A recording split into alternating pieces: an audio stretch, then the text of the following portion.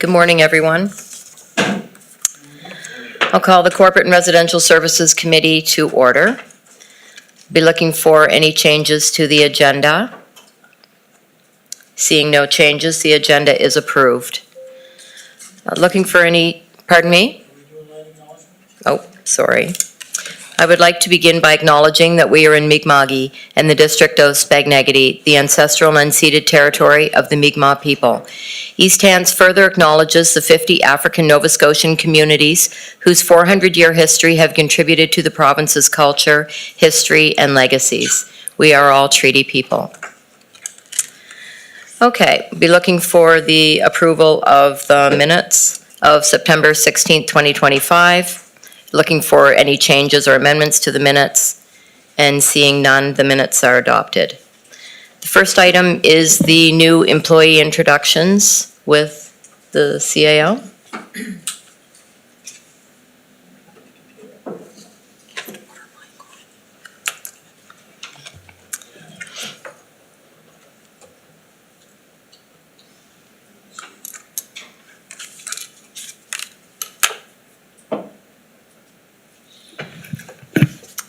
Thank you, Madam Chair. The only new employee that we have to introduce today is sitting with us here in council chambers. Lindsay Cochran has come to us as the maternity leave replacement for Erin while she's off on her maternity leave starting her family. Lindsay, we stole her from Colchester County. She has worked in business development there, and prior to that has a background in communications. So we're very pleased to have her with us for 18 months, and she's been here for probably a week and a bit now, and she keeps coming back. So that's probably a good news story for us. Anyway, she's jumping in for Julianne today, and we're pleased to have her. Welcome.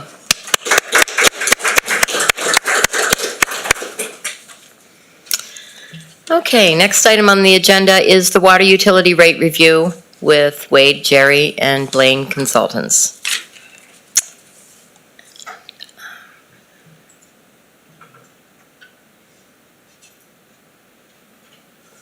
Thank you, Madam Chair, and good morning, everybody. We are going to do the water utility rate review study today, and with us this morning we have Jerry Eisner and Blaine Rooney. They are very experienced in this field, and they're going to be presenting the report to us this morning. I do have a few comments first, though. I want to mention that in the package that you have in your agenda, you have several documents. First off, you have your staff report and the recommendation that's in that staff report that we hope council members will pass today. That's kind of the primary issue we hope will get passed today. We also have the actual water rate study, which Jerry and Blaine will be going over. You have a summary of the significant changes document, kind of gives you an overview of all the big important things. We also have a bio document for both Jerry and Blaine. And we also have a comparison of 5/8" meter quarterly costs for all Nova Scotia water utilities at a 36 cubic meters consumption rate. And that 5/8" meter is by far the vast majority of our clients. So it gives you an idea of where we sit on a quarterly billing basis relative to all the other water utilities in Nova Scotia. And Madam Chair, Jerry and Blaine's presentation will probably take 25-30 minutes or so. We have a whole hour for this on the agenda. I'm hoping that perhaps council members might want to keep their questions till the end from a time efficiency perspective. We should have a full half hour approximately or so for questions thereafter, and I just think it'd be more time efficient, but that's just a suggestion, Madam Chair. Certainly. And having said all that, I'm going to turn it over to Blaine first, and take it away. Thank you. Good morning, Council. Jerry and I, our bios are in there. I'm just going to get you to hang on for a second here while we get you Thank you. Good morning. The bios are in the package, but I'll just do, Jerry and I have been doing this for, Jerry's been doing it for about 20 years. I've been doing it for about 15 years. But before that, I was Chief Financial Officer for Halifax Water for almost 27 years. So I've done more than a few water rate studies. I'm a CPA, CA. Jerry's an engineer and did consulting engineers during his working life. We're mostly retired, but we do this. Jerry likes to say it keeps us out of Tim Hortons in the morning. So anyway, I'm going to talk a little bit about the process, and Jerry will go through the study. Water rates in Nova Scotia are governed by the Public Utilities Act and administered by the Regulatory and Appeals Board. Water rates are similar to power rates and gas rates, is that council does not have the power to set them. The regulatory board does. So, so this study, there's a lot of pages in it, and Jerry will go over, but essentially a water rate study is really a business plan for your water utility for a 3-year period, both capital and operating. The last rate increase the utility had here was April 1st, 2019. And we're hoping to get make rates effective April 1st, 2026. So that'll be 7 years since you had a last rate increase. So it's probably time that rates were looked at. So the process is we work with staff. We get your financial information. We get budgets, capital and operating. We work with staff to customer increases, water volume sold, that type of stuff. And we put it into a format that the board, the Regulatory and Appeals Board would like us to put in. And then we present it here. If council sees the need to approve it, then they will approve it, and then we'll send it to the board. The council is to consider the board of directors of the water utility. So they will not start a rate review process until council approves it. That's the first thing. Once we send it to them, then they take over the process. So they'll turn it over to a rate analyst at the board. We'll get a lot of questions, written questions, information requests. So we'll answer some, staff will answer some, and then they'll set a time limit for date. Residents or your customers can intervene. They can write letters, and they'll probably have a hearing in this room. That whole process will take it'll take 3 or 4 or 5 months by the time we get a decision from them. So we're hoping to get a decision for new rates to be effective on April 1st of next year. So that's the process. There'll be newspaper advertisements, and so people will be aware of what's happening. The utility, just a couple of points. The utility currently is in an operating deficit, so your expenses are now exceeding and it's been that way. It was there last year, and you're projecting to have a deficit again this year. So it's time that you looked at it. We looked at it, and we're covering that. And the way the system works is the Public Utilities Act requires us to sort of break even the first year. So if you're in the operating deficit, we have to get back to zero on day one, the first year. So with that bit of a background, I'm going to turn it over to Jerry now.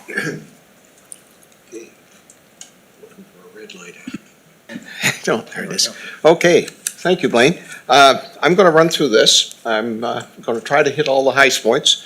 And as I willingly tell everyone, I'm not going to look at every page. I realize that it's a lot of math. But from our side, you have to realize that we get a little document from the boards. It's a recommended handbook, but if you don't follow it, you don't do well in front of them. So we follow the handbook. needless to say. But I'm going to draw your attention first to page 7. And page 7 states that this page is made up of projecting all of your expenses into the future, but using your existing rates. Okay, so this is what will happen to you in the next 3 years based on that business plan that we have, that if you don't change your rates. So people wonder why it's here. That's what it's for. So if you go down to the bottom of the page, 3 lines up from the bottom, you see last year's deficit. As my friend says, seeing brackets is never good in business. So you see brackets there for 320,000 loss. Last year, you had a substantial surplus account running, so it didn't bother any operations. And then this year, you're into a rate review. Right now, it looks like you may lose around $900,000 this year with the expenses going up and revenues remaining constant or relatively constant. And in the projected years, what we call the test years, the last 3, which is 26, 27, 27, 28, and 29. If I talk about test years, those are the ones I'm talking about. You're projected to have a loss in all those years. So the bottom line is you need a rate study. Okay, so that's the purpose of that whole page. The next page is simple. I won't spend any time on it, but basically just figures out at the bottom of it, page 2 or page 8, really just how much money you need to run the water utility. And it's 3.9 million, 4 million, and 4.3 million and thereabouts. And that's how much money is needed to make the utility run for the next 3 years. So we looked then at how things were put together. Pages 9 and 10 are the projected expenses for the utility, the costs of running it. As I said, those were prepared by staff and we reviewed them. We always ask questions about them because if something goes up or down a lot, we know very well the board's going to say what's going on. And so we always ask those questions, and staff came back and said, no, there's a reason for all of these numbers. And we're certainly, Blaine and I are satisfied that the staff have a good handle on everything, and therefore the expenses are legit and good to go forward with. So that's that. The next pages that's our operating expenses. The next pages 11, 12, 13, and 14 are all about capital, because in the upcoming years you need to spend capital to make your utility go. And so we have to build the cost of that capital in. The board requires that you put aside entirely a depreciation fund. Okay, so every item is depreciated, but you actually have to fund it. Okay, so they want the money there. So if you go to page 11, which is the current year, 25-26, you're looking at spending $923,000. And over on the far right bottom corner, we start out with what the fund balance is. You currently have $2,751,000 in your depreciation fund. If you go through the math there, we add a little bit of interest on because you're going to make some money on that because it's invested. And that's a board requirement that it be kept separate and invested accordingly. And then we're looking at spending $681,000 out of it, putting money into it because it's another year going by. The money going in is actually $593,478. And you end up the year with a balance of $2,007,000. So you started the year with $2,751 and you end the year at $2,705. So that's a good run year, and you didn't run up any, you had no borrowing in there whatsoever. So that's a good way to run it. The details of where those monies come from, staff provided. I'm going to take you over, we do that for each year. I won't go through each one because this is all from the capital budget that went to council. But when you go to page 14, we always look at where you end up at, okay? So on page 14 at the very bottom, you can see that that money that's in the depreciation fund is being invested in the utility, okay? So we're taking it down. We're saying we're putting that money to work, and that's what every utility in the province should do, and most of them do, is you don't need money sitting in a depreciation account. You're not an investment firm. You need to take that money and keep investing it in your utility because things are aging out. It's fine to look at something and you say, well, a pipe in the ground should last 75 years. Well, you put money aside today, there's a pipe in the ground that's already 50 years old that we need to fix. So that's what we're spending that money on. And so that's how it works through. So that gives you an idea how the capital is treated.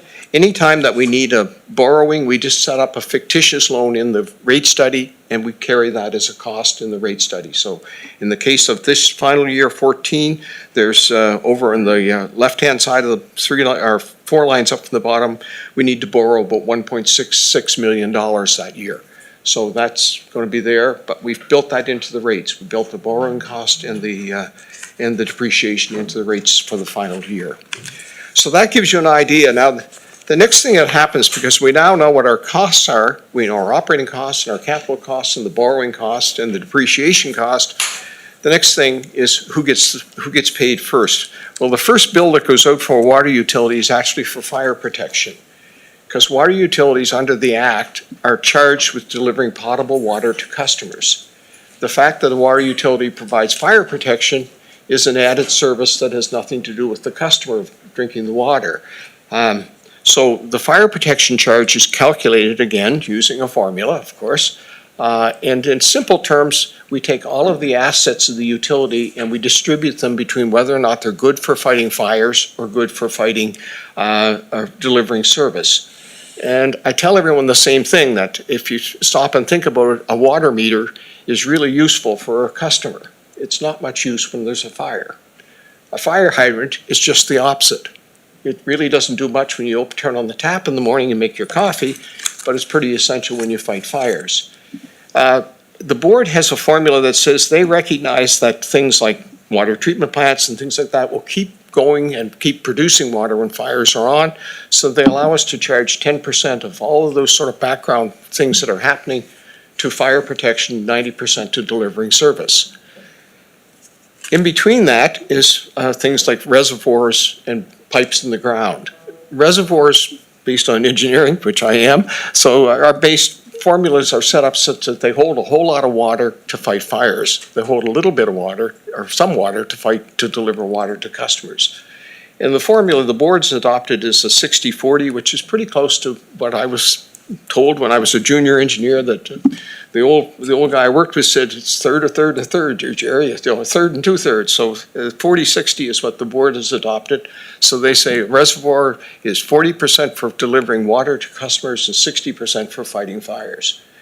And that's so because when a fire happens, you need a whole lot of water in a hurry, and you can't get that from a water treatment plant.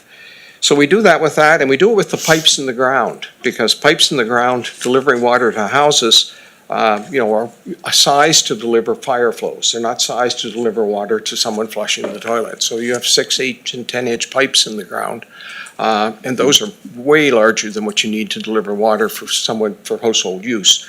But they're essential when you have a fire. So that's how the formula gets set up. So you understand that we don't, what I'm getting at here is we don't make up how much fire protection charge is. We actually calculate it. And that calculation happens on page 23. And on that, we take all of the items from our expenses that we worked on the first page and got from staff and everything else, and we just allocate them between fire protection. We are allowed our 10% rule, and then anything else we just base on that formulas on those previous pages of taking all your assets and divvying them out percentage-wise. So we end up with a formula that says in your first year, the calculated rate is $815,422. Your current rate, by the way, is $711,098. So we're in the right ballpark. It's climbed up, but it's 7 years since there was a rate adjustment. And that's climbing to $891 and going over $1,030,000 in the final year. So that's how the fire protection comes. The next thing we do with that is page 25. In page 25, what we do is we take your total expenses, deduct off the fire protection, and end up with the required money we need from the customer. So we've taken away the fire protection charge. The bill for fire protection goes technically from the utility to the municipality. And the municipality then pays the water utility those funds. Now, the municipality will, I'm sure, have that in their tax rate and say you're in a hydrant area or whatever, and here's your fire protection charge. But in the same case, we have to take it and then divide it up between base and commodity, what we call commodity or consumption, whatever you want to call it. And again, the board has a formula. So, and their recommended formula is there. They give us a little bit of liberty on it, but I went back and checked your previous rate study. You followed the formula dead exactly as it was set out. So we followed the formula exactly as it was set out in this case. And so we split it up between what we call the charge for customer and base at the top of the page and charge for commodity. So we split the money out in two two boxes, if you'd like to call it that, one being the base charge and one being the commodity or the consumption charge. On the customer charge, we do have a little sidewire there called a customer charge and a base charge, and I'll get into that in a second here. But basically, it's to recognize that every customer gets one bill a quarter, and therefore they should pay an equal amount for that. Beyond that, we start charging them based on their meter size. So we take off a little bit and say, everybody's going to pay $10 or $15. I forget the number. I'll get to it in a second here to get your bill. But after that, you pay by meter size. The formula that's used is actually quite similar to what's used in electricity. If you have a 100 amp service versus a 500 amp service, you pay more to connect to the system.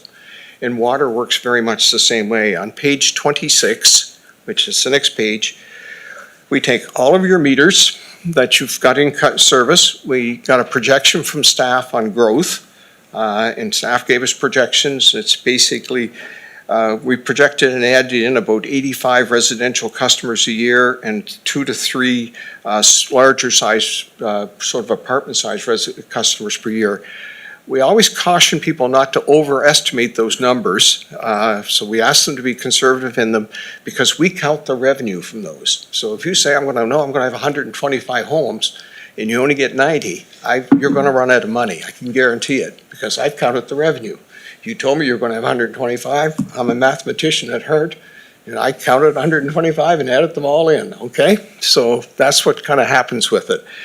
In this case here, the other thing I'm going to draw your attention to is this middle, or the column on the second from the right. It's called the capacity ratio. Every water meter that we use is tested, believe it or not, for its capacity. And the manufacturers are informed as to what they're to aim at for capacity. The capacity of a 5/8 inch meter, which is primarily a residential meter.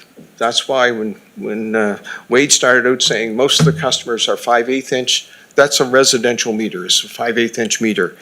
We give it a value of 1, okay? If you go down to a 6 inch meter, you'll find it has a value of 50. That means a 6 inch meter will take 50 times as much water and measure accurately as a 5/8 inch meter. And guess what? Their base charge is almost 50 times the charge that you would charge a 5/8 inch meter. Now, base charge is basically, it's that reserve account for being hooked on, the fact that you can go in and turn the faucet and there's water running, okay? If you don't turn the faucet, you still pay the base charge. So the next page, at page 27, we go through, and I said to you there would be a customer charge. Well, at the top of the page, it's $12.78 for everybody. That's the allotment the board has assigned to send out a bill per quarter. Everybody pays $12.78, and beyond that, they pay by the capacity ratio. So the 5/8 will pay $197. Our friends 50 times that should be $9,248.50, or pretty close to it. Because I am using a computer, so I'll round by pennies. So, so that's how those base charges are done. So we didn't just make them up. We didn't make up the fire charge. We actually did it. The next page, 28, is how much water you sell. And when you get down to selling, we have to add in several things. We have to add in your new customers, because we put water in for them. We counted them as customers. We're going to charge them the base. They're going to buy water. We put in the amount of consumption they'll take based on the average of everybody that you have hooked on the system right now. So we just take and figure out what the average is for all your residential customers, and we say you got 85 new ones. Chances are they'll be average overall. Okay? That's there. The other thing that we watch is that the water consumption per residential customer has been falling across North America for about 8 years to 10 years now. Okay, some of that is due to having more water efficient devices. Like when you go to buy things now, you're going to look long and hard to find a new 13-liter toilet, but you can find a 6 or a 4.5-liter toilet quite easily. The same thing has happened with automatic washers, dishwashers. All of those things have come down. So that's being reflected here. I like to believe, I might be naive, but I like to believe that people are a little more conscious too. And maybe after this summer, people will be a lot more conscious. But what we did is we check how much it fell since your last water rate study to how much it fell this time, what it is now. And your consumption actually went down 0.7% per year, okay? being a bit conservative in my nature, we've built in a 0.5% drop for the next 3 years. So we've said, okay, it may level out. We've noted ourselves that when people get down to in the 30 to 35 cubic meter per quarter range, it starts slowing down. 30 cubic meters seems to be kind of a ceiling or a cellar that we're hitting right now. And it may get better as time goes on because we may have more efficient water devices, or we may just simply not have enough water and people become more conservation oriented. That's per quarter, right? Jerry? Per quarter, yeah. Yeah, I work per quarter because that's where we bill. Anyway, so that's all built in here. We built in the drop in rate, we built in your growth, we built in the water we'll sell to them. The next thing we do is we just, and I won't bore you with the math, but page 29, we just take and divide how much water we're selling into all those, how much money we needed each year, and we come up with a rate. And that rate is there. The next page is what we call, the next two pages, 30 and 31, are actually what we call revenue checks. We just multiply everything backwards again and say, if we sell all this, do we get enough money to meet our needs? And I wouldn't be here unless they balance, so it calculates you have enough money to run the system. The next page, page 32, is bulk water rates. Again, the board has a formula that they've used throughout the province. It's different than the formula the municipality had used here, but after discussion with staff, we decided that, or staff decided that perhaps the board's formula was more reliable and more justifiable in the long run, and it is repeatable. It's easy to repeat, because basically what the board says is that we just add up all your expenses, we add up all the water you're selling, we divide them out. We allow you to put in a markup for operating your system. In other words, you have to run the bulk water station, you have to clear the snow from it, you have to maintain it, you have to replace parts when they break and that sort of thing. And the general rule of thumb is that you put in 20% for the maintenance and all the rest of it. So we end up, in this case, you add about $1 a cubic meter, or closer to $2 or $1.40 or something a cubic meter. It's for marking it up. But we end up with a bulk water rate, which is $8, $7, and $7.70, and then $8.14. So those are the bulk water rates for the utility. The last 3 years being the years that were there. That formula is used by every other utility in the province, by the way, that sells bulk water. Not everyone does, because not everyone is capable of selling bulk water. They don't have enough in many cases. So that's the bulk water. The next page is one the people is always interested in. It's a comparison of what the average customer will pay. Now, I warn everybody, it's an average customer. As Wade said, you have a comparison of what your average bill is compared to others in the province. And when I looked at it, I always look to target whether or not someone is comparable to similar sized municipalities. And not to say anything, but basically your neighbor, West Hants, is almost exactly the same size as far as the number of customers go. So you both have about the same number of customers, and their water rates are very comparable to yours on an average basis. So, and their rates were just done 6 months ago. So it's fairly recent. It's not an older rate, it's a brand new rate. So on this one here, if you go to the right-hand top of the column, across, we just do a straight mathematical formula, and we end up with an existing water rate of $144.67, a proposed rate of $180.91, which is a $36.23 increase and 25% increase the first year. I know that seems steep, but as we go back to what Blaine said, the first thing we have to do is break even. All water rates, you don't make a profit on water, you just break even, okay? So you don't have any dividends that are being paid. You're not like Nova Scotia Power, which has a right to earn a dividend and all that stuff. You're just breaking even on it. So that's your break even point. Jerry, can I make a quick comment? Yeah. So that 25%, I looked up what the Canadian Consumer Price Index was from that period of time up to all you could do is April 1 of 2025, and it was 23.5%. And another year, you're going to be another 1 or 2% undoubtedly. So it's gonna be very close to the same consumer price, Canadian Consumer Price Index over that time frame. For that, again, this is 5/8 inch, making the assumption of 36 cubic meters consumption per quarter. You'll have customers, I'm sure, using 30 cubic meters a quarter. You'll have others using 45. Okay, but that's the nature of people. It's a choice issue mostly on those things, and so it's not like well, you use it, you pay for it, I guess basically is what the rule is.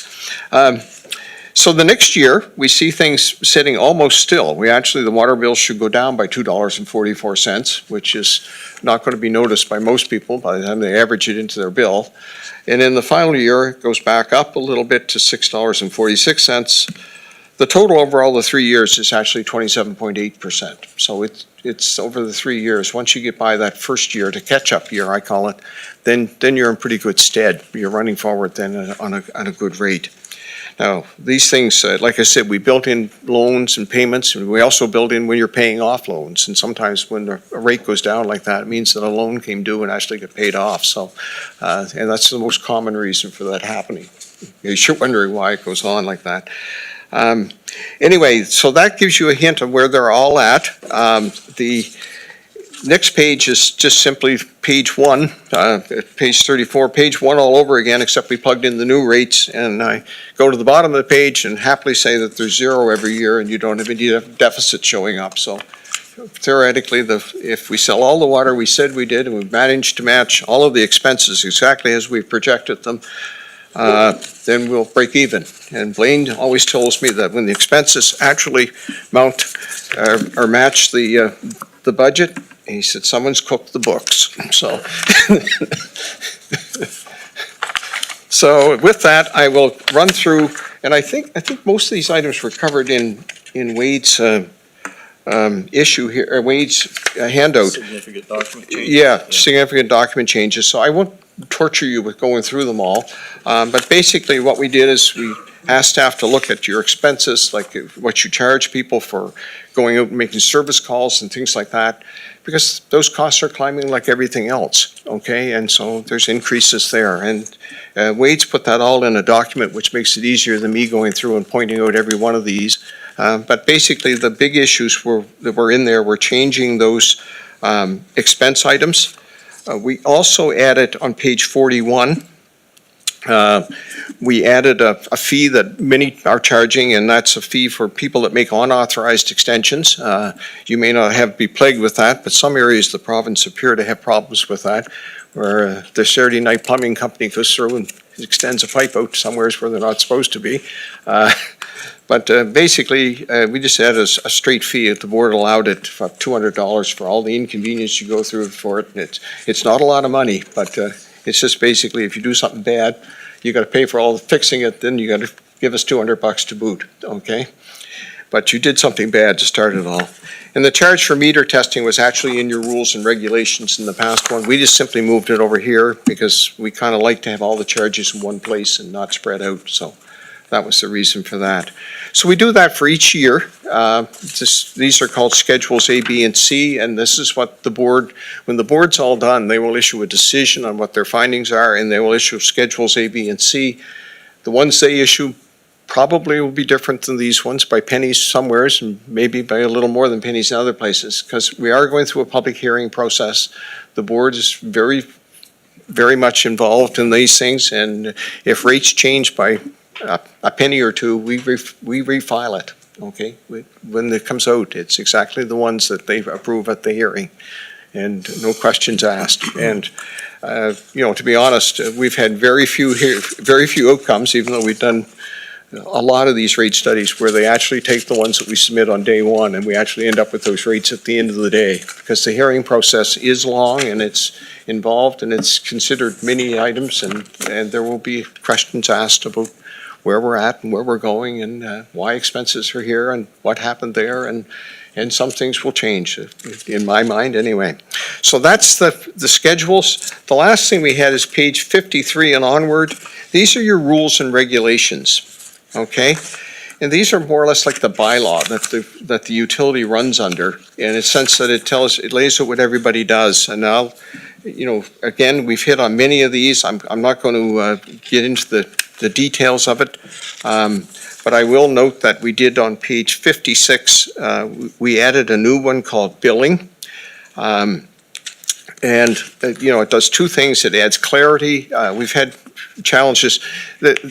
I will say the short reason why we add things is because there's been issues come in front of the board in another utility somewhere in the province where this came up and they had to have a hearing on it to clarify it. And then they pass it over to us and they say, here's a suggestion. Perhaps you might want to include this in the future to avoid us having to go through another process of dealing with the same issue again. So this one here started out because someone got a bill for partway through a quarter and they felt that they shouldn't have paid for the part of the quarter they were there, a customer. So we just clarified it and said, if you're there for 30 days out of a 90-day period, you pay for 30 days. Guess what?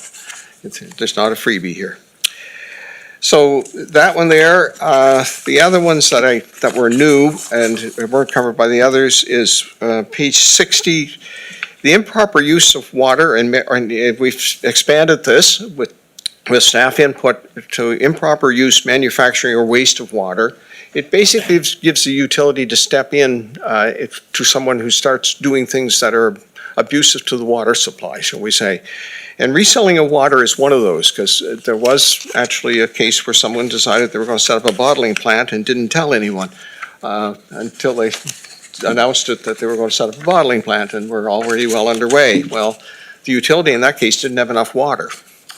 So it was an interesting idea, but the customer, somebody was going to run out of water. And so that's, we've added those two in there. And the last one that we've added is on the very last pages. We've done a few things under conservation, which is page 62, top of page 63. We added a clause during conservation. We had it well covered for the customers that are on your base, that you could go through and say, we issue a conservation order and you're watering your lawn 14 times a day. We noticed because your lawn's green and no one else's is. But we had a clause that says that if you do that, if you abuse a conserve water clause, which this summer became used a lot, we can actually go through and turn your water off. If you're going to be blatant about it and just simply keep using water, we have to have something, because we can't have someone just doing this. And it's not a matter of paying for it. It's a matter that you're wasting something that we don't have enough of. So we did that. We also put in a clause here about bulk haulers doing the same thing, and that is if we cut back, we have to be aware that we can't supply everybody, and our customer base comes first. Our direct customers who are paying all the base charge and all the consumption. The last one we added is number 40, which is people have a habit of burying that little round metal disc in your front lawn. That's the curb stop to turn off the water. We found driveways on them. We found flower gardens on them. Sometimes asphalt, sometimes concrete. They just get buried, and it becomes kind of a bit of an issue. So we've added a clause, because there were some battles about that, that says that if you bury it, we dig it up, but we send you the bill. We're sorry. Because it's actually on our property. It's on your property. It's not on their property. It's contrary to popular belief. It's in the public right of way. So that's the last thing, and that's it from me, and open for questions. And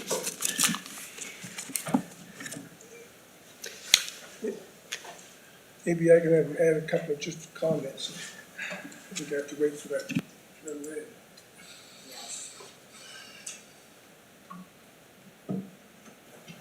Thank you. It's a fairly significant increase in the first year.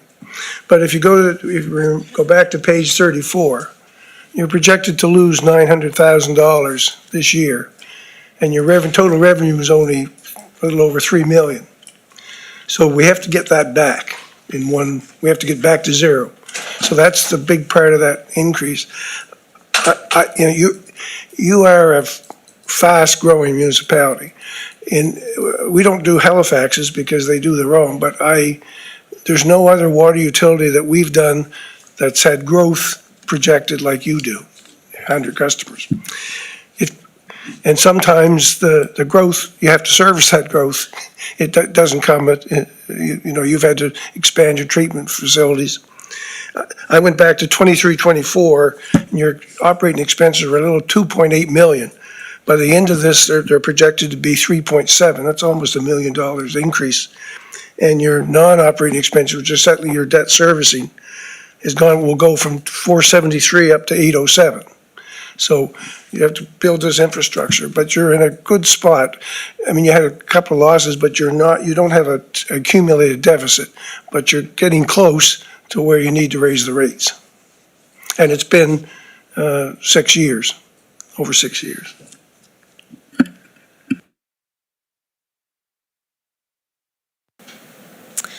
Thank you. Okay, we'll open the floor to questions, and we're going to start with Councillor Merriam. Thank you, Madam Chair, and thanks to our presenters for the report. Yeah, it's a problem with the solution, so the solution is appreciated. So in going through the numbers, and please have some patience because there were a few numbers there, but what I was curious about in going through it at kind of a higher level was to just get a sense of, who's shouldering the increase, and I'm just going to, sort of give you some takeaways that I have, and I'd appreciate if you could, point me in the right direction or just provide a bit more clarification. So, if we take a look at the revenue for 26-27, my understanding is we're sort of on track for 3.487 million versus the proposed 3.903 million, which is an increase of $416 million. And, I kind of looked at that and said it kind of sounds like a 12% increase.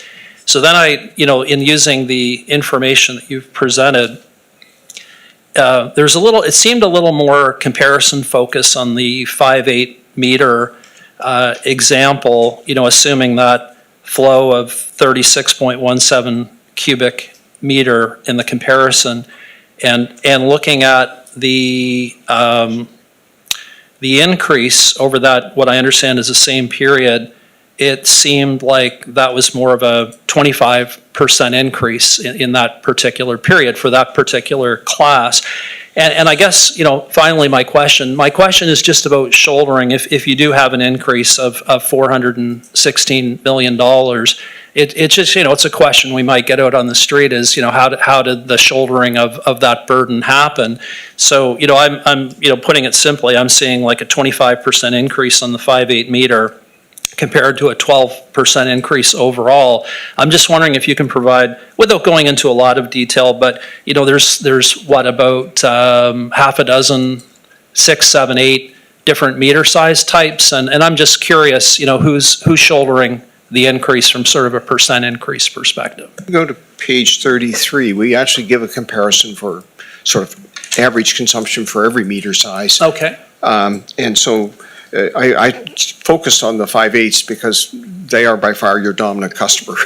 Like you had your 4,000 customers, 3,000 plus are in that class. Okay. So you see that they're actually fairly even, and that's based on an average. Okay, so average is always, the mathematical side of me always runs away from the things because I say it really depends on what your water bill is. So, okay, don't take the average as what's going to happen. Take your water bill and calculate what it is, and then you'll know. You might be a low consumer, and if you are, the percentage will be lower, and if you're a high consumer, your percentage will probably be higher. I think the other thing is that you say that we also increased the fire protection charge, if you see that. Now, the point of all this exercise, the point of rate setting, is that we charge every customer fairly for the service they receive. That's what the bottom line, that's what the objective is. Now, I always tell everybody, we are dealing with mathematics, and we're dealing with the whole deviation of customers, some who take a lot of water, some who will be under metered, if I can call it that. In other words, they're sucking more water through the meter than they probably should have, a slightly larger meter. And others are what I refer to as over metered. And we hit that too on occasion, where if someone has a 3-inch meter, but if they actually sat down and looked at what they're doing, they could probably get away with a 2-inch, but they haven't done it, and you're the utility, you're not in the business to run their business, you're in the business to run your business, which is delivering water to them. Yes. And so we find that too as a bit of a variable to make things kind of distort the thing a bit, but. Do you have, thank you, and do you have another, and again, I might have just missed it, but a pie chart that would show for the $416 million increase, it would just show where the money is coming from, like percent from each of those categories. It's kind of like broken out to say, well, so much from. Well, I don't have a pie chart, but I can certainly give you, if I go back through here and look quickly at it, if we take the first year, year 26, 27, we got 815,000 from fire protection right off the top. Okay? I can tell you that 24% of your money comes from, of the residual money that's left over after that 800,000 comes off, 24% of that comes from your base charge. Okay. The rest comes from selling water. Because I do look at those numbers, and we look at them to see where you're at. So the first thing you do is you need 3.9 million, you take off 800,000, you need 3.1 really from your customers.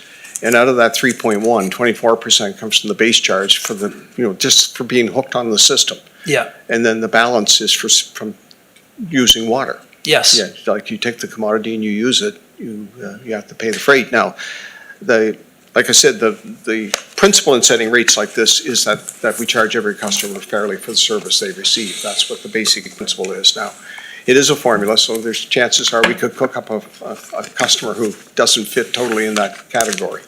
And like I said, quite often I find it's because either they're under-metered, over-metered, or we've had a couple of cases where someone needs a 3-inch meter for about 2 hours every month because they run some kind of a process industry and they need a lot of water to flush something.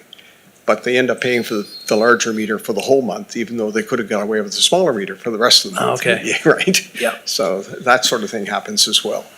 Thank you again for the report. It's great. Thanks. Thank you. Thank you, Councillor. Next to speak is Councillor Tingley. Through the chair, thanks for your report. My question is around the length of time that we go before having a review.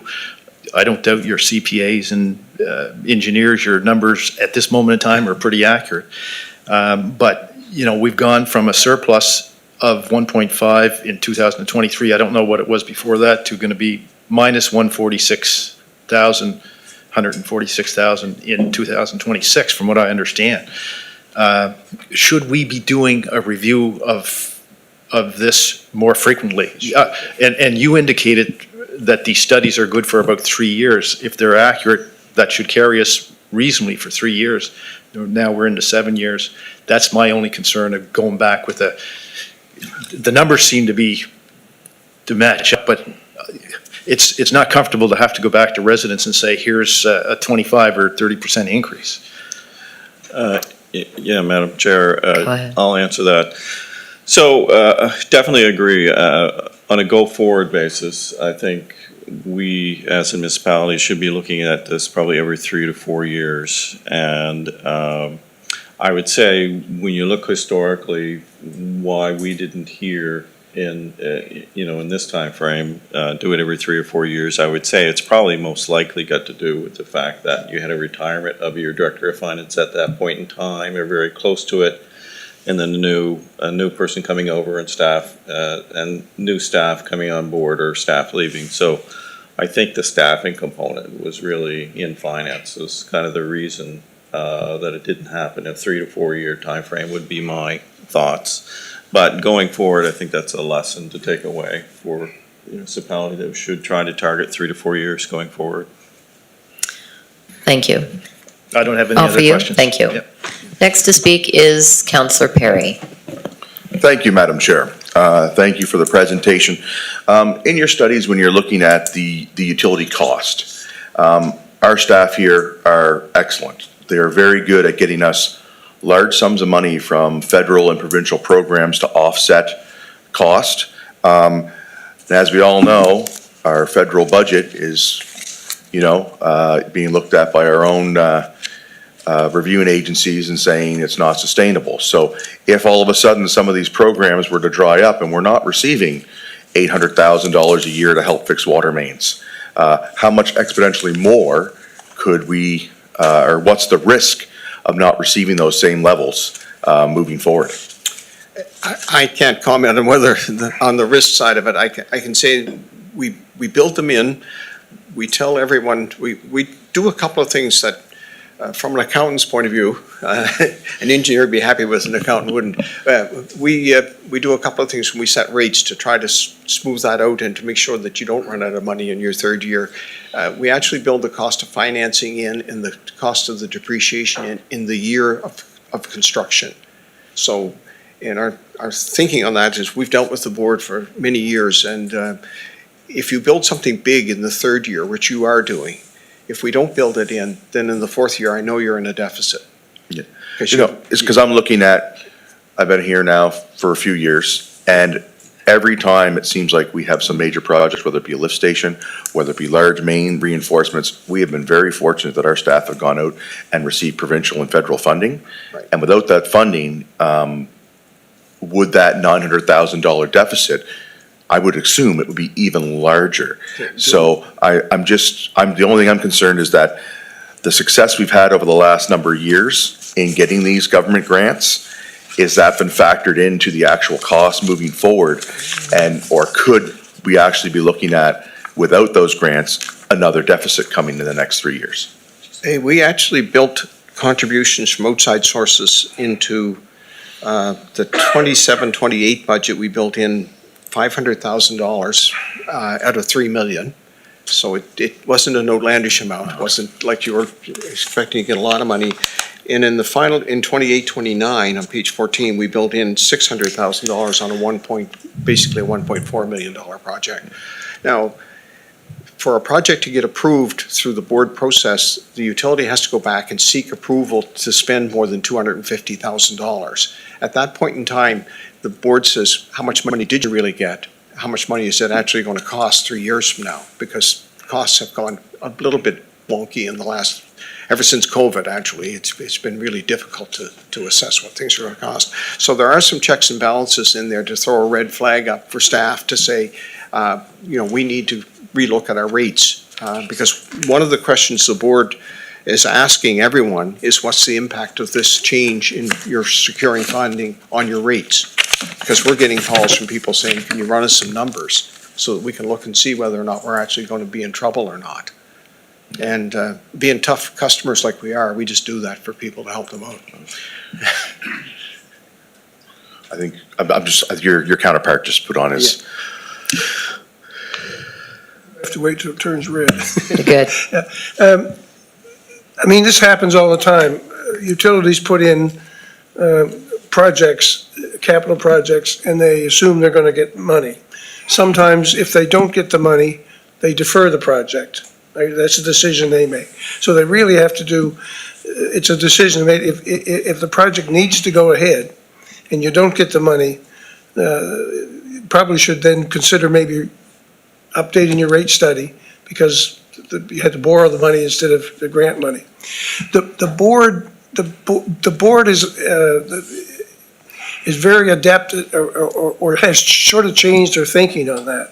And in your sister utility, the sister utility in West Hands, they have a lot of development pressures like East Hands, and they had a really aggressive capital project, a lot of which they assume they're going to apply for money and get it. What the board did was, so we have depreciation and debt servicing in there for projects that if they don't get the funding, they may not go ahead at that particular time. What the board said was, okay, we'll give you the rates for that, but if you don't get that, if those projects don't go ahead, you can't spend that money on operations. You have to put it in a reserve because the project is not a case of if, it's only a question of when. You have to set it aside. You can't use it to operate your everyday stuff.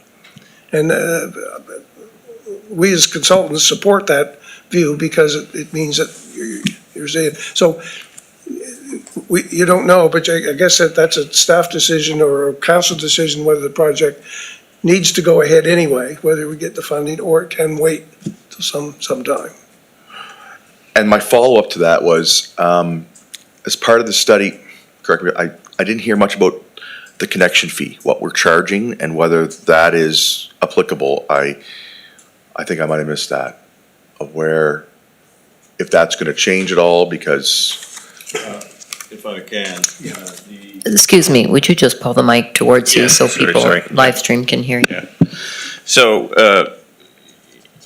all of our fees that are listed,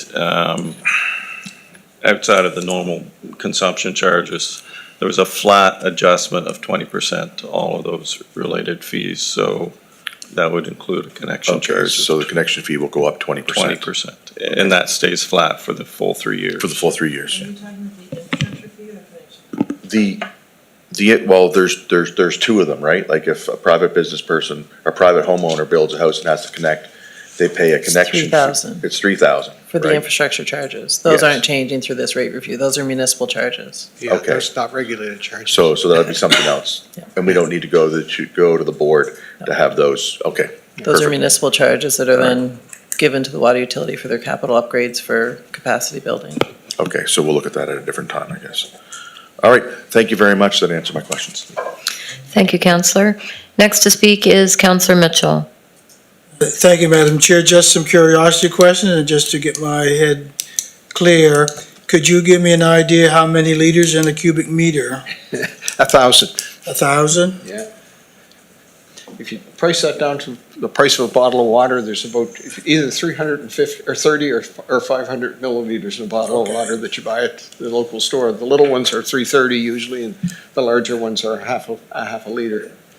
So if I have a meter, a 5/8 meter, and if I don't use any water, I'm still paying the meter charge? You Every pay the quarter? base charge. The but you base don't- charge every- Yeah, but you don't pay for regardless? using any water. Okay.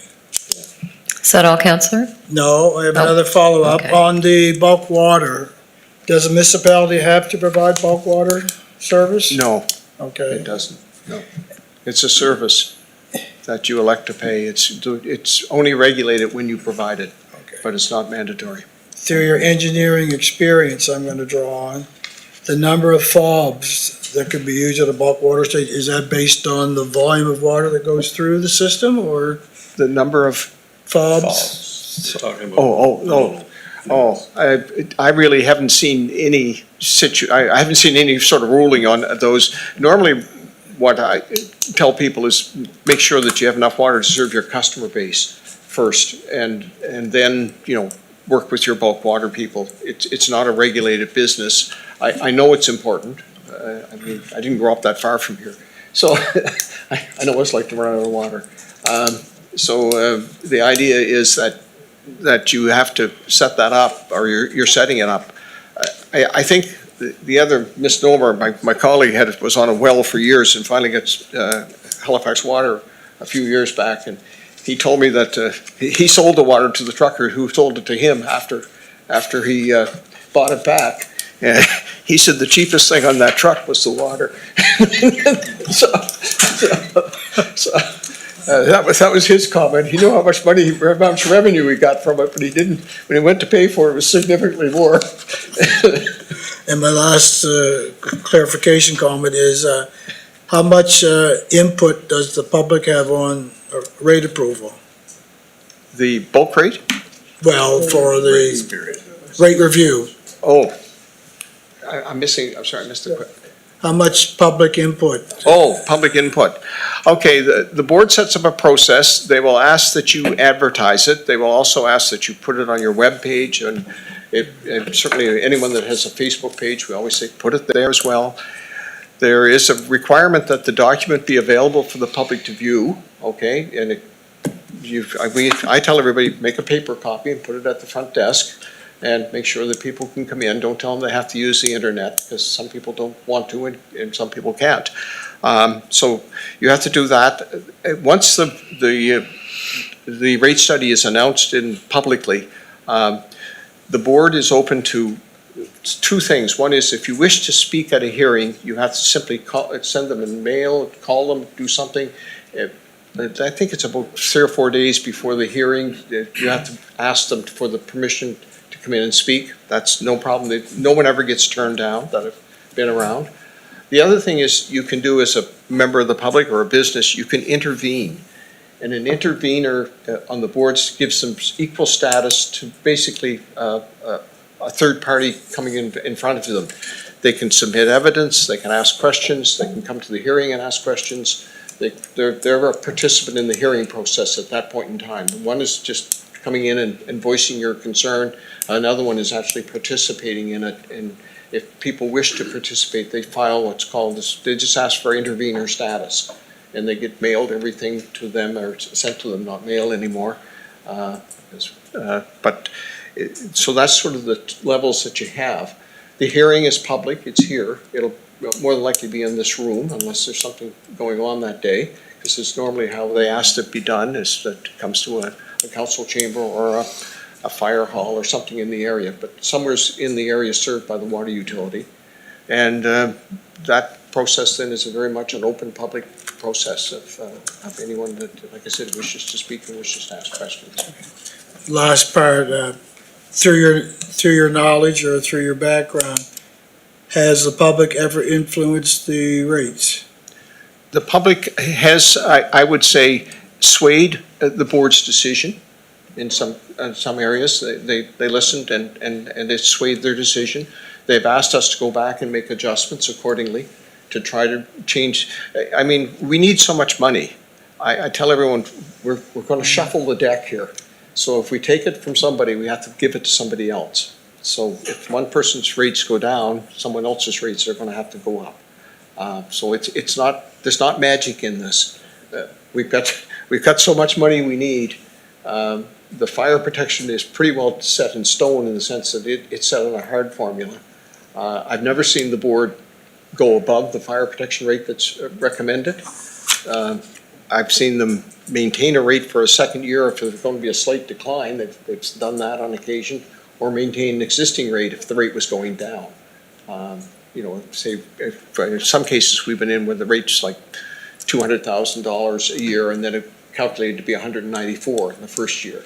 Well, the board would say, let's just hold that rate at 200,000 and then we'll raise the following year. And that in turn, by holding that takes the customer rates down slightly. But as far as do they sway, they are influenced by it, but it only to the point that we have to shuffle the deck and we have to find money somewhere. So that's, it's not magical. He wants to say something. The only comment I would add to that, it's been my experience, the board, to Councillor Tingley's comments, the board likes to have smoother increases. They'd rather not have an increase for 6 years and then have to have 25% increase. So that comment, the board is not really interested in keeping rates low. They're interested in making sure the utility is operated, I say, efficiently and effectively, that they're doing the stuff. So they want to make sure that you are spending money on capital, replacing your infrastructure.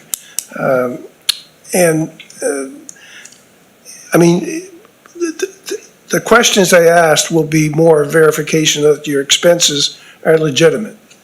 That's what their whole information request will be. But if you need the money, if they're convinced you need the money, they will give you the money. Thank you for your answers. You're more knowledgeable now. That's all, Madam Chair. Thank you, Councillor. Next to speak is Councillor Musa. Thank you, Madam Chair. Thank you for the presentation. My question is, like you mentioned, that being a fast-growing municipality, does that affect the water? Like, is that where the majority of the deficit comes? Like I know where I want to get to. We never did our hookup fees or something like for the last how many years now? For 20 years, we never changed our hookup fees, and those should be part of the deficit. And I hate to see the people that using the water utility paying for the new customer that coming in, then we're not charging them enough for the hookup. So my point is, wouldn't that be beneficial to have upgrade our hookup fees and see how much we can get out of that before we do that review? And make the people who already existed on the water utility pay for some deficit that's coming from the new infrastructure, the new customers coming in? The CAO, would Yeah, just I like was to weigh in gonna on that. I'm going to send that back to the CAO. That's out of So my league. again, the infrastructure charges aren't regulated through the utility. And the infrastructure charges are collected through our municipal bylaw system. And they do pay for the capacity that we build into our system. So if a project is being done that builds capacity, then the infrastructure charges are used as a source of funding for that capacity that's being built. So the customers of the water utility aren't paying for building new capacity for new customers, per se, because we do use, throughout this rate review, you'll see inputs from that funding source for capital projects. It's not all depreciation, and it's not all outside grants. Some of it is debt, if it's for rebuilding infrastructure, but there's also the capacity piece that comes in from that infrastructure fund that we have. So, I mean, there might be a few dollars here and there on either side, but as a percentage, we do use those infrastructure funds to pay for capacity, and we've not run out of those funds yet. So if you look long-term, when you get into some of your bigger projects that may come, 5 or 10 years from now, we do need to look at that infrastructure charge to see if it's going to be enough to build that new capacity. Then there's a balancing act that council will have to do that doesn't involve the URB, because it's municipal charge. It's going to be, at what point does that infrastructure fee balance out to not stifle development, but to still benefit the utility and make sure that the customers aren't paying for new growth?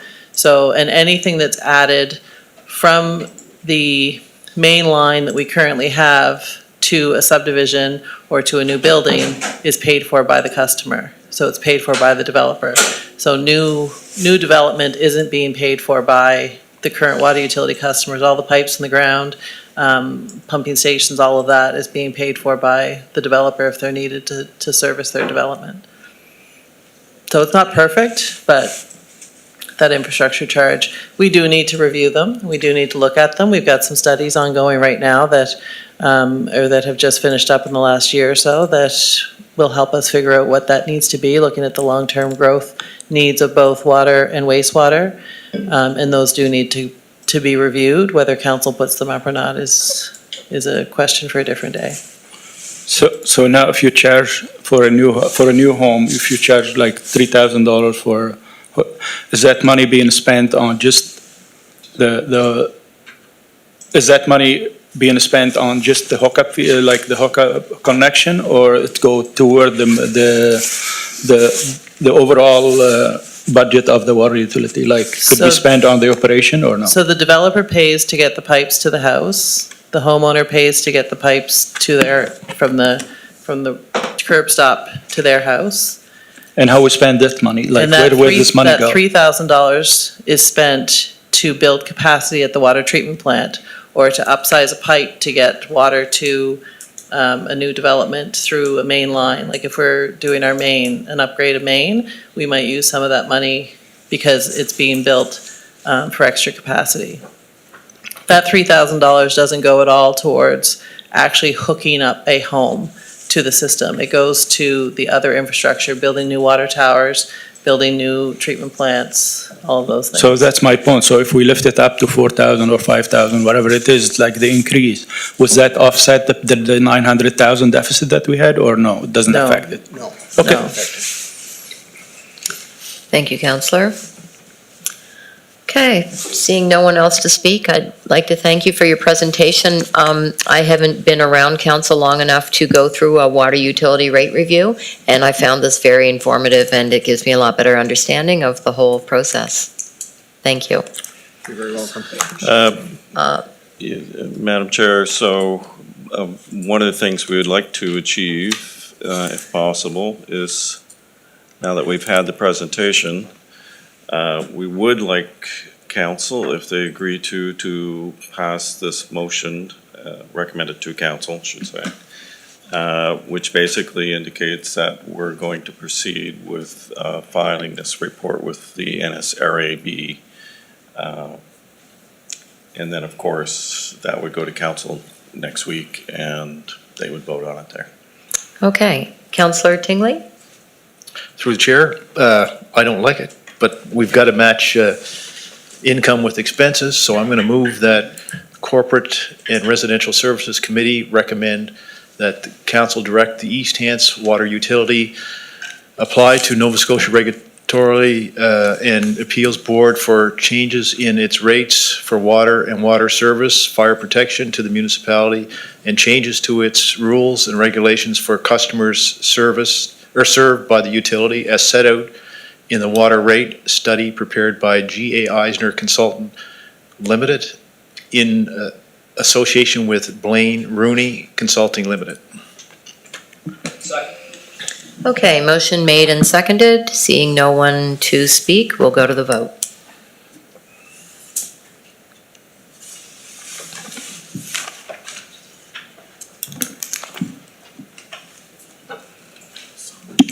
Somebody hasn't voted.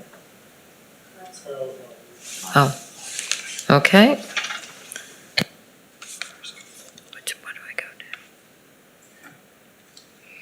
to? Okay, so the motion is passed unanimously for those councillors that are in the room.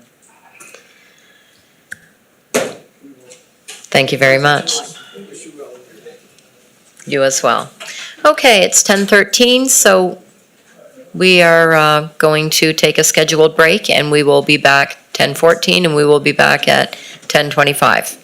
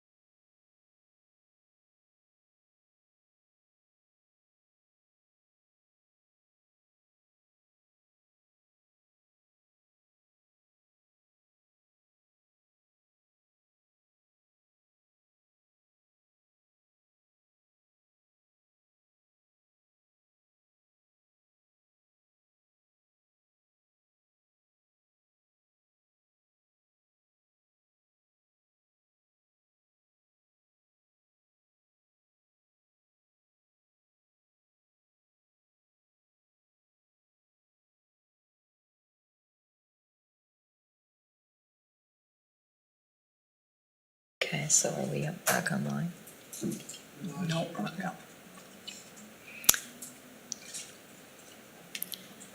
Just let me know.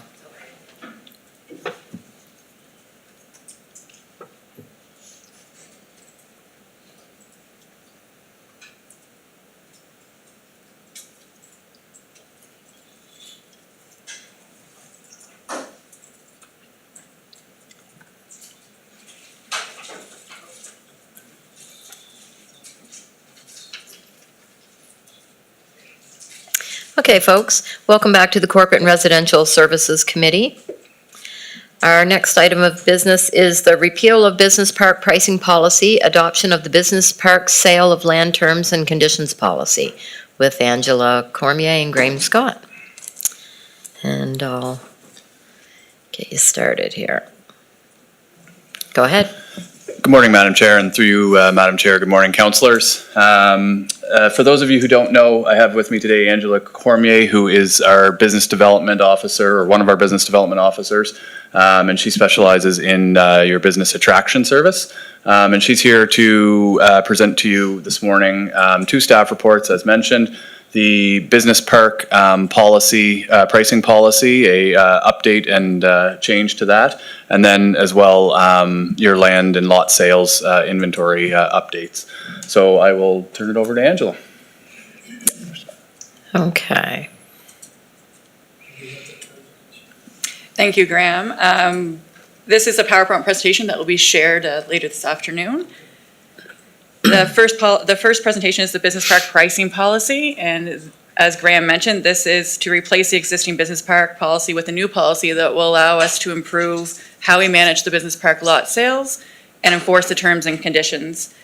Much of this policy retains the previous framework as the previous policy, but strengthens the terms and conditions that have been identified for improvement based on recent transactions over the past 3 to 5 years. There are 5 material changes for consideration. The first one would be in adding a new policy statement, and this is regarding the approach to the sales of the business park lots. Currently, the business park lots and historically have been sold on a first come, first served basis. And we are looking to possibly move to an evaluation-based approach where the applications to purchase will be evaluated with a points-based approach, taking into consideration many economic factors. One of the factors will be the value of the investment, which must be greater than $135 per square meter in the Elmsdale Business Park or $68 per square meter in the Uniacke Business Park. Applications below these values would not be accepted. And the main reason for this policy change is to ensure that each lot is utilized to its highest potential while contributing to the community's overall economic growth.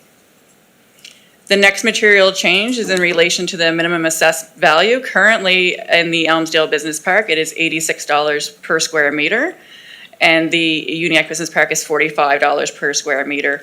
This proposed change will be to set a development value equal to 80% of the proposed development value listed in the application. The main reason for this change is to prevent post-purchase changes to the development value. For example, if a purchaser lists a development value in the application to purchase, it can be changed provided it would still meet the minimum required assessment of the $86 per square meter in the Elmsdale Business Park or the $45 per square meter in the Uniacke Business Park. By changing to the 80% of the development value listed in the application, this will ensure that revenue via business park fees and taxes is not impacted if the development is scaled back after the purchase.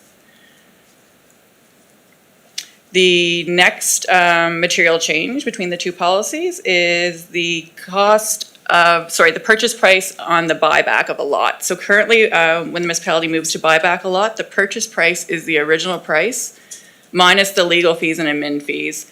On our last buyback, which was lot 12 earlier this month, that cost was approximately $2,300. The proposed change is to move to 90% of the original purchase price. Therefore, this proposed change is more consistent with industry practices, and a 10% loss can be a further incentive to complete the project on time. The 4th change is related to the first right of refusal. And currently, purchasers can resell the lot at any time. East Hants has a first right of refusal at the offer price. Yes, at the original price, sorry, not the offer price of the, let me rephrase that. Purchasers can resell the lot at any time. The first right of refusal is at the original price, not the price, they'd have to meet the offer price, not the price that it was originally purchased at. My apologies there. The proposed change is to move to the purchaser can only sell to East Hants until construction is complete. Therefore, the first right of refusal is redundant. We would delete that. And the main reason is to prohibit the sale of the lots to third-party parties for profit. And the last material change would be the real estate commissions. This is not a policy change, but rather a motion. Currently, it is 6% of the purchase price, regardless of the lot sale price. The proposed change is to move to 3% on the first 500,000 of the purchase price and 1.5 on the remainder exceeding 500,000. The main reason we are seeing an increase in demand and low inventory, so lot sales have the potential to be sold at a lot higher value, therefore more costs related to the commission remuneration. This is consistent with more of the industry standards for business park sales, and it does balance an attractive commission with the costs. The staff recommendation is that the current business park pricing be repealed and that the new business park land of sales and term conditions be adopted. Any questions? Okay, thank you for that. We will go to questions, and the first to speak is Councillor Merriam. Great, thank you, Madam Chair, and thanks for the report. I had a question actually about the commission, and just knowing that with salespeople, commission is such a factor that drives behavior. In the report, there was some time talking about comparables in Dieppe, De Bert, and so on. I'm just wondering, can you talk a bit about how commission might, if we look at other regions and other areas and their policies on commission, I'm just wondering, could that be a detriment when brokers are trying to attract businesses to certain areas, if that could be a factor? I'm ready. You're on. Thank you through you, Madam Chair. It was greatly considered, the remuneration for brokers, and 6% was found to be on the more attractive higher end. But as we see lot prices increase and lot sizes increase, the overall remuneration, if you look at it before, we were selling half-acre lots, so 6%, at 80-some thousand an acre, it made sense. Now that we are looking, and we'll get to that in the next report, at higher pricing and larger lots, the overall value, the numerical value, like the dollar value that the broker would be receiving is quite substantially higher. And we often don't see a big shift of work between a 1 acre and a 10 acre lot with that broker on the work required. So we do feel that is still an attractive model that we present. So it's just kind of looking at it from a different perspective, because believe me, I understand why it's attractive to us, but I'm just thinking, in a competitive landscape, let's pretend another jurisdiction's off, maintaining a 6% straight without, different thresholds. Just looking at, something priced around 500,000, I mean, it's dropping the broker's commission in half. I'm thinking if I was a broker, that would, I wouldn't like that, and I would spend a few moments perhaps and look at other areas and just kind of review. That's my question. I mean, do we know, looking at Moncton, Greater Moncton is, are they holding firm at 6%, or I'm just curious. I'm just going to let Graham weigh in on this. Through you, Madam Chair. So when we reviewed this, we did touch base with brokerages. We looked at what all the other business parks were doing. Something that we need to keep in mind as well is our market proposition has increased over the last number of years. And so the desirability of our market is bringing the clients to us as much as the brokerages. We would only see maybe half of our clients come in through brokerages. The other half just walks, like, you know what I mean, contacts our team directly. And so in working with the brokerages that we do have and the contacts that we do have, those, yes, it could potentially impact their commission, but the desirability of our market and what their clients are looking for are what's driving that. And so it sort of offsets that potential difference between the 6%. But in looking at what all the other jurisdictions are doing, this will be on par with them. And so, you know, we were actually offering a much larger incentive than many of the other jurisdictions were doing, when we potentially now, you know, due to the market desirability, don't need to be doing that as much, and we can move back to the industry standard. That 6% was set when certainly we were trying to increase our market desirability and incentivize above and beyond what the market actually wanted. Now, because of our position, we don't need to quite do that, and so we can move, I think, quite confidently back to an industry standard. Perfect. Thank you. That's it. Thank you, Councillor. Next to speak is Councillor Hebb. Thank you, Madam Chair. Through you to staff, I notice there's quite a difference in the cost between Mount Uniac acreage and East Hants Business Park. Would that be related to the demand? There's more demand in East Hants than what there is in Mount Uniac, or just why would there be that much difference in the prices? Thank you, through you, Madam Chair. So one of the ways that we did on the market analysis, we did look at the overall assessment values. So Uniac, the lots tend to have a lower assessment value as they're larger to accommodate on-site services. So when we looked at Elmsdale Business Park and Uniac Business Park, we took the average current assessment of developed lots. And due to Elmsdale's density and smaller lots because of on-site servicing, we are seeing a difference per acre. Good, thank you. Thank you, Councillor. Next to speak is Councillor Musa. Thank you, Madam Chair. So there's a lot of number here, but I'm looking at what the overall investment value in the Elmsdale Business Park is 546, and in Mount Uniac is 276 per acre. Is that the value of the land or the investment, like the building they want to put on?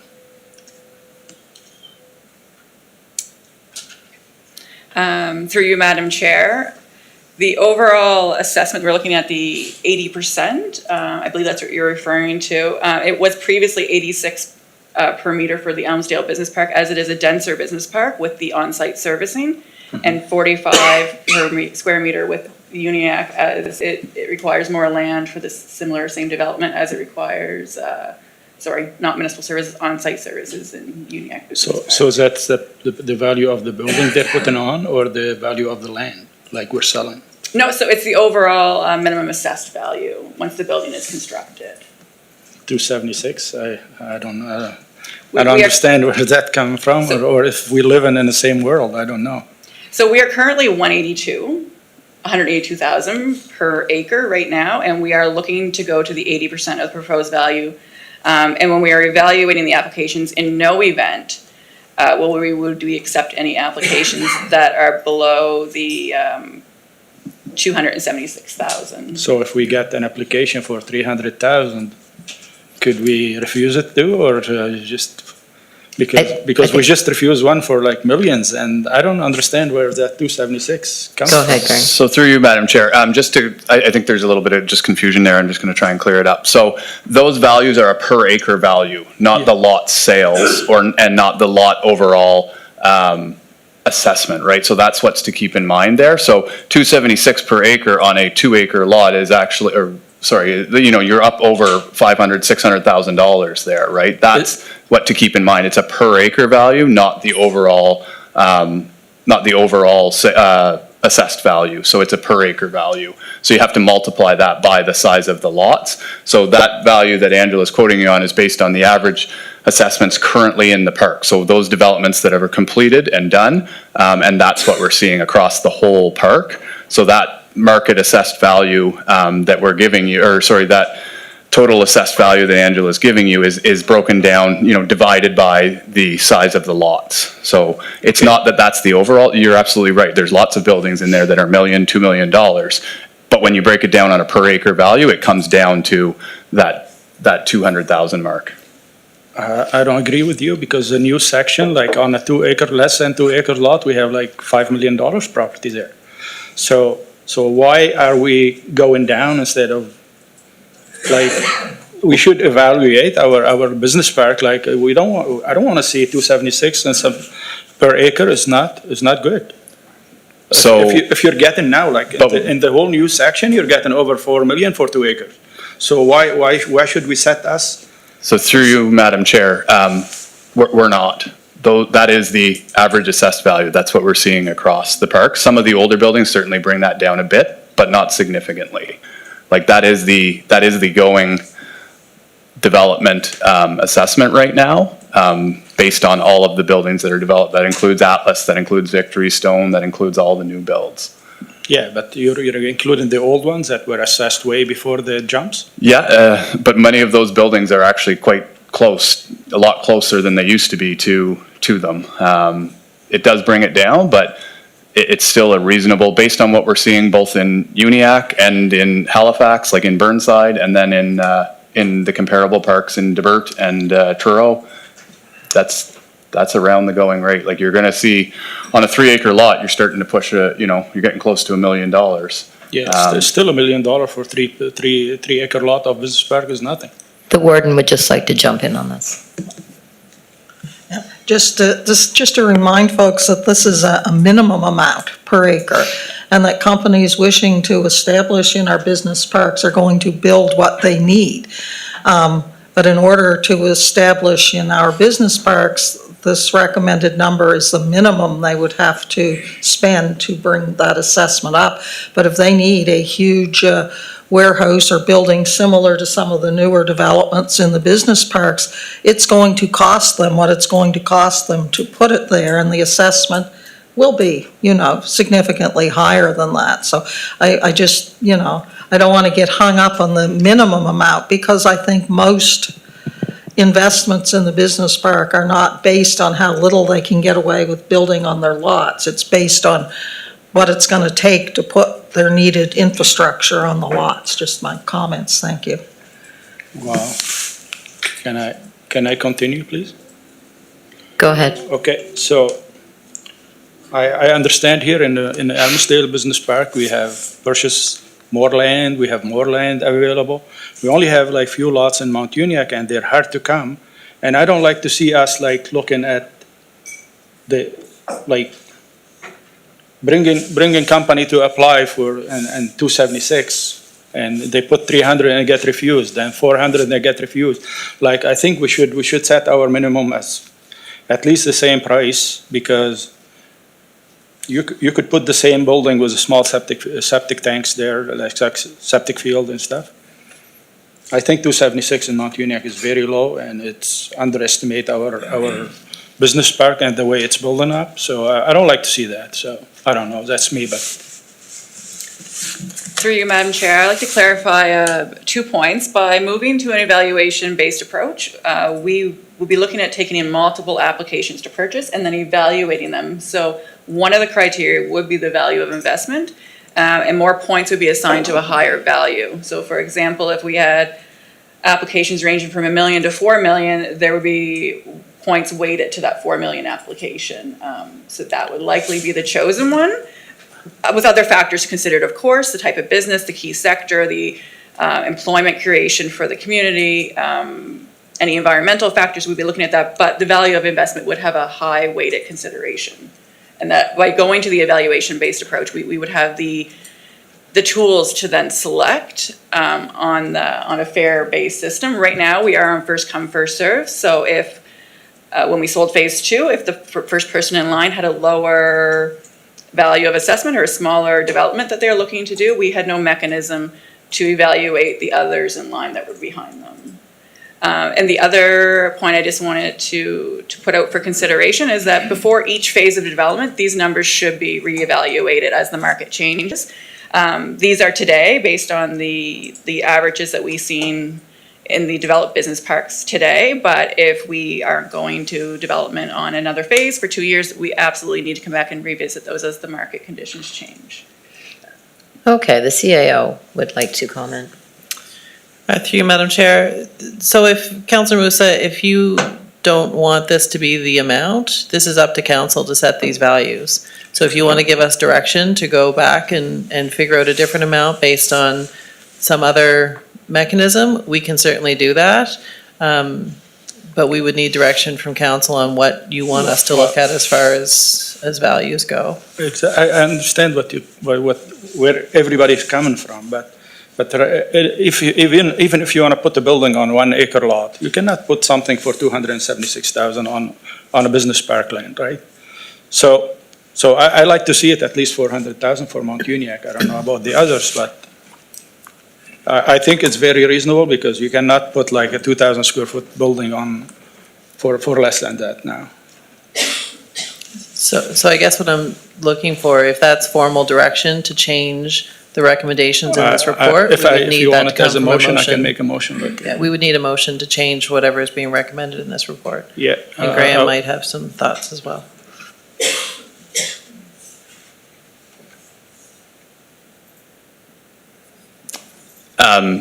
Through you, Madam Chair, just one thing also to keep in mind is that PVSC will not assess it. So even if it costs $1 million to put up, PVSC looks to, in our conversations with them, looks to basically hit around 80% of that construction value. So just be cognizant of that as we're setting further numbers.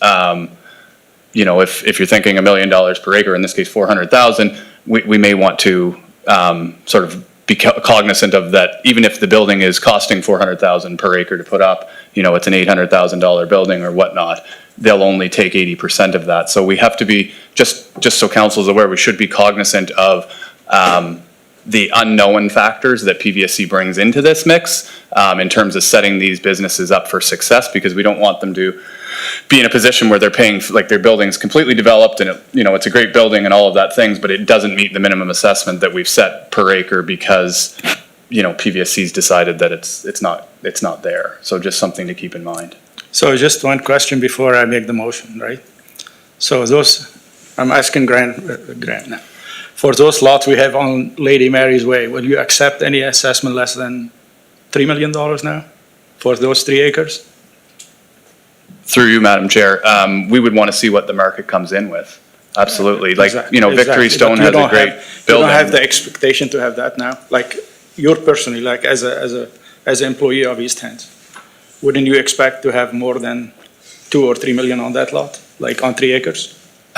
Through you, Madam Chair, I would let the market dictate what it is. There's a lot of unknown factors going into this. The market is definitely shifting. We're seeing a drop. I would not be surprised if assessments, in the next few years start to reflect that. So I just would be cognizant of that, that's all.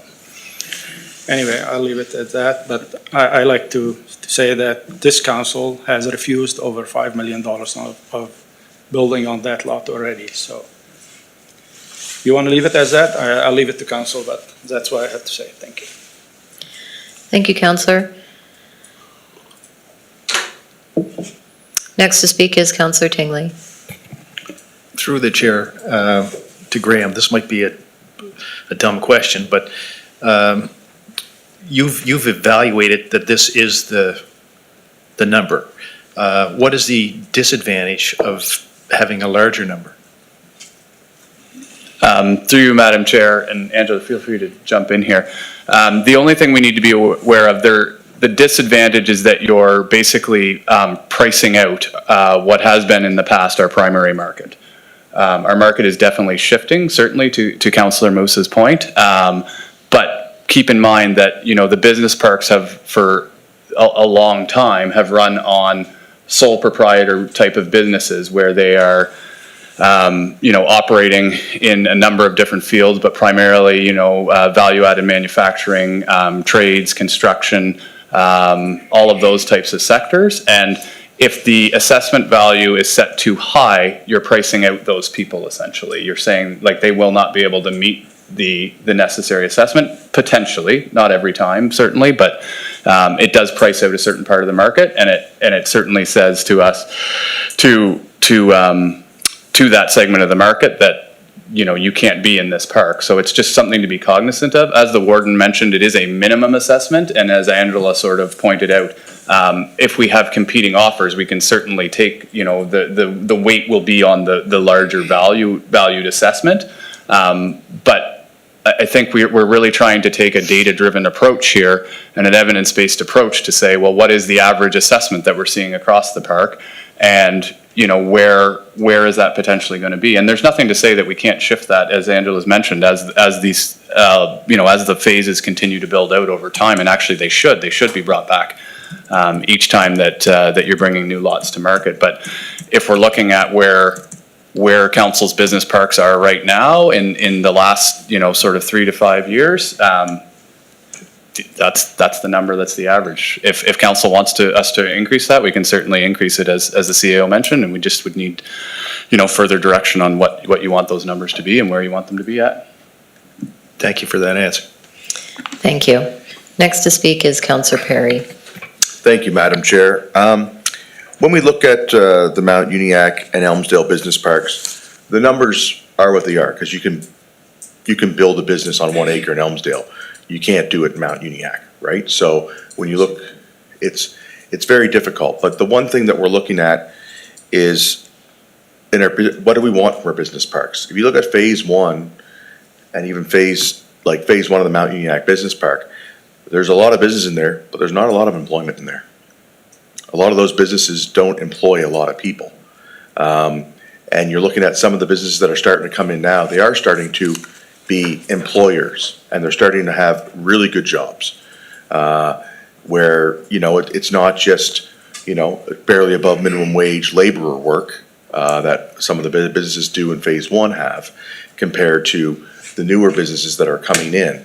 And I think we need to find a balance of being able to be attractive to the type of employers that we want in our communities to build our communities out.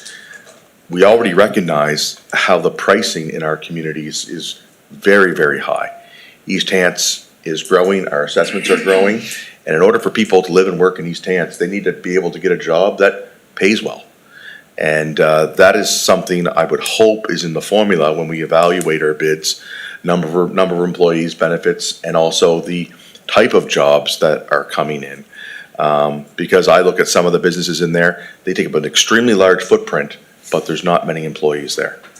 And if you're looking for the value of the business park, some of those large footprints also bring some of the lower assessments. And it was great to have them at the beginning when we first invested in the business park, but as moving forward, as we've looked at both business parks, we've been looking to attract more of a different clientele than we did during phase 1 of each development. We are going after some of the bigger fish that are more substantial, that will have a bigger impact on the community, both with the people it brings, but the jobs they offer. And I think that is something that we has to go into consideration when we are evaluating these bids, whatever they are. I know the next item is we're going to look at lot pricing and stuff like that. But as we move forward, I think, our business parks are well established. They have a really good reputation. Lots of businesses have moved out of HRM into the Elmsdale Business Park. Other ones moved out of HRM into the Uniacke Business Park. But we really should be looking at what's the type of clients and partners do we want in our business parks to help also grow our communities. Because some of these larger businesses that come in that have larger employers take a more active role in the community. They do a lot more things. Community sponsorship, they get involved. Some of the ones that come in with very low turnover, they're here, the people come in, they do their job and they leave. There's no real residual effect other than a little bit of form of taxation because they don't have the footprint of the people and the connectivity. So I'm just thinking maybe that's something we should look at as we're trying to build out our communities going forward. Thank you. Thank you, Councillor. Next to speak, we're going to let Adam comment. Yeah, thank you. Through you, Madam Chair. Great comments there, Councillor Perry, with the evaluation base. And that's really what we're trying to achieve. One of the key changes here, looking at the lot utilization, the employment creation for Mount Uniacke and Elmsdale, key industries attracting, and other economic factors. to the conversation earlier, I just want to highlight, because your next item on your agenda is establishing pricing for 2 of your Mount Uniacke lots. We want to make sure council is comfortable with that minimum assessment, so we will absolutely take the direction today, if there is direction, to relook at that. We want council to feel comfortable with that minimum number. I mean, we can go back and look at that last phase and just do the average of the last phase, or if council wants to establish that number. I mean, at the end of the day, if we have trouble selling the lots, we'll be back here talking to council about that. So we really want to make sure councils feel comfortable with the policy changes we're putting forward today, and it really is your decision here today. Thank you. Thank you.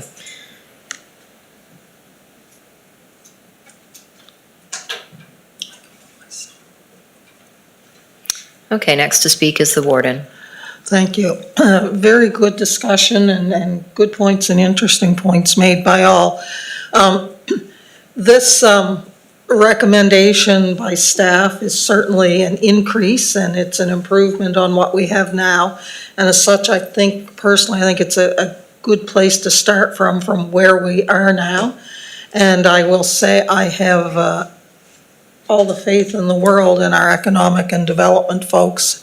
And I know that they're constantly reviewing this sort of thing. And if they suddenly realize that for some reason we're behind the 8 ball, they'll be back here saying, we recommend that you should do this. So I guess for those reasons, I'm going to move that the Corporate and Residential Services Committee recommends that council give notice of intent to repeal the business parks pricing policy, and that council give notice of intent to approve the business parks sale of land terms and conditions policy.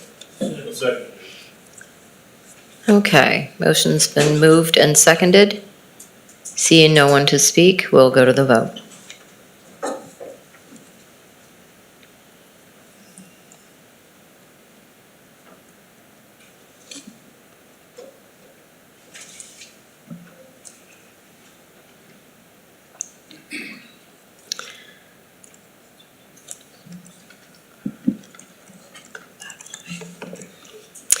Okay, so the motion is passed with a vote of 10-1, with Councillor Musa voting nay.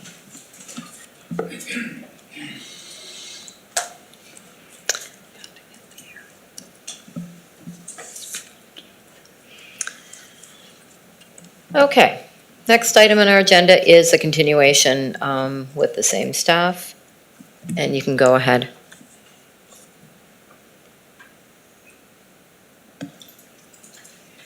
Thank you, Madam Chair. This presentation is in regards to the Uniacke Business Park. I'm just going to hang on for 1 second here. I'll get you open. There we go. Thank you, Madam Chair. The Uniacke Business Park lot pricing and inventory. Recently, the municipality has acquired 2 lots in the Uniacke Business Park through the buyback process. Lot 1-2A, Lady Mary Way, and Lot 12, Alicia Scott. In order to proceed with the resale of these lots, they must first be added to the business park inventory and then assigned a price. We looked at market comparables for pricing directly in the Uniacke Business Park, and the most recent lots that sold was lot 14 Alicia Scott in August of 2024, which sold for an average of $146,000 an acre, and then 40 Alicia Scott, which is 3.8 acres, which sold for an average of $105,000 per acre in February of 2023. The average sale price of these lots equals $141,000 per acre. EBD has also completed a market analysis of available business park lots. There was a wide range from $25,000 an acre to $293,000 an acre. Overall, the average was $138,000 per acre. Therefore, the recommended price be set at $140,000 per acre for the 2 lots that are currently available. And for information, at $140,000 an acre, lot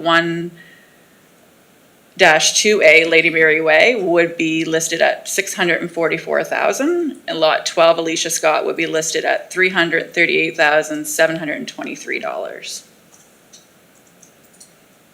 The recommended motion is before you there. Okay, thank you. Not seeing any comments from councillors. Warden, just 1 sec. Okay. Okay, Counselor Perry? Thank you. This report does show the definite drastic increase in the pricing of how we were assessing it at a $50,000 roughly an acre, and it's been selling on the market for 130 some odd. So I'm going to move the recommended motion, and I know there'll be more conversation probably at council. So I'll move the Corporate Residential Service Committee recommends to council that the Uniac Business Park lot price and availability document dated September 15th, 2025 be approved. Okay, motion's been moved and seconded. Seeing no one to speak on it, we'll go to the vote.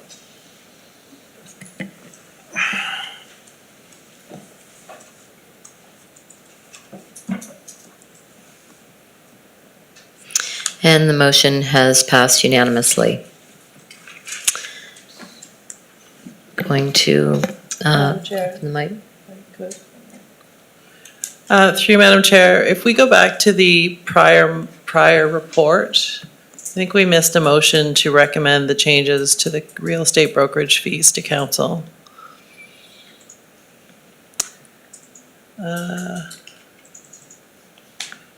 No, the prior one. The prior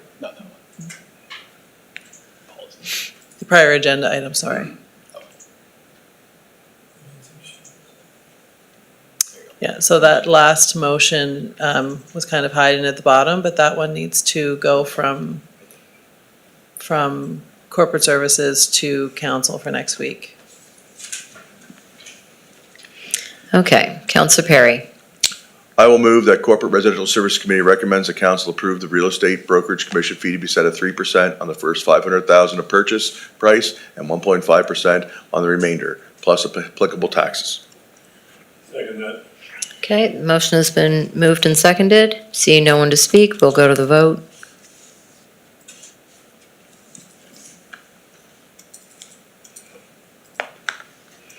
And the motion has passed unanimously. Thank you. Counselor Musa? Thank you, Madam Chair. Graham, before next council meeting, or we have to do it today? Is this coming to council next Wednesday or today? Yeah, through you, Madam Chair, yes, it will come to you on, no, I'm confused. Next week, yes. Yeah, is there any way we could get, like, the list of assessment in the new phase, like the second or third phase in Business Park? Through you, Madam Chair, yeah, absolutely. Before next Wednesday, we can. So council can know what they're doing, what they voted on the first motion. And I know, like, probably I'm seeing something different, but I like everybody to see what's going on over there. Yeah, absolutely. So, okay, thank you. Okay, thank you. Adam?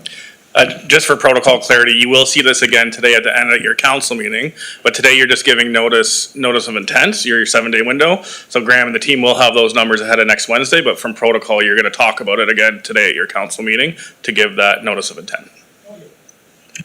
Thank you.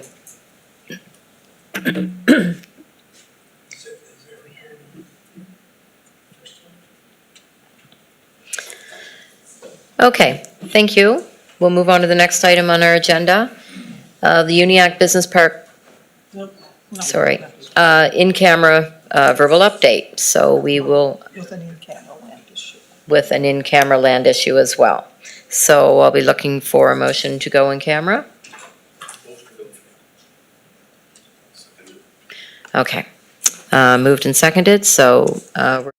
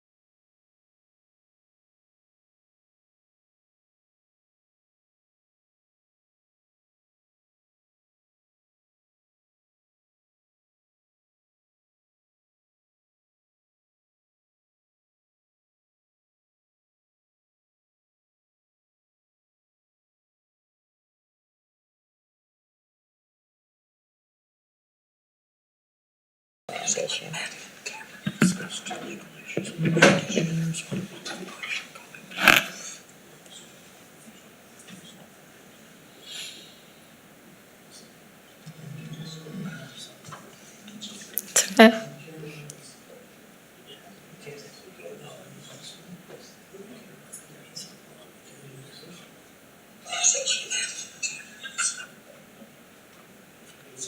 Don't worry, because I'm staring you down. It's just, I'm looking for your signal. Okay. So, folks, we just met in camera to discuss 2 legal issues and a land issue, and we have 1 motion coming forward as a result.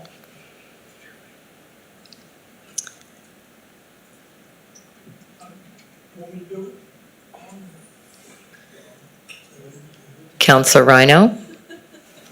Holy.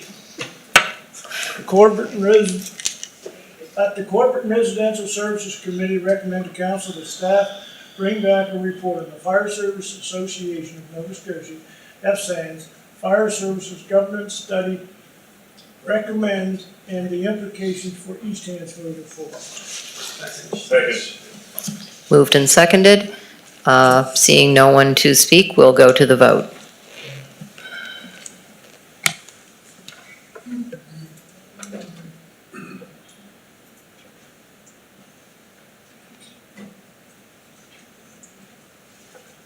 And the vote has passed unanimously. Okay. So that's everything for Corporate and Residential Services Committee. We will be adjourning for lunch and we'll be reconvening at 1:30 this afternoon.